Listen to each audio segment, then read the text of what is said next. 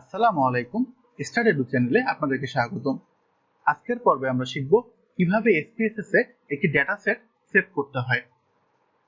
সেটি একটি নতুন ডাটা সেটের ক্ষেত্রেও হবে অথবা একটি এক্সিস্টিং ডাটা সেট যেটাতে আমরা কিছু এডিট করেছি সেটাকেও কিভাবে সেভ করতে পারি তা দেখাবো।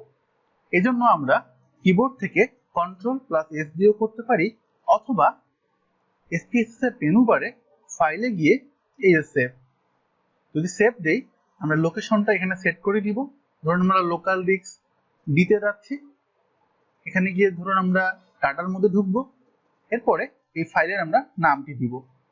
ফাইলের নামটি ধরুন দিলাম মাই ডাটা দিয়ে যদি আমরা সেভ দিয়ে দেই তাহলেই আমাদের ডাটা সেটটি কিন্তু সেভ হয়ে যাবে।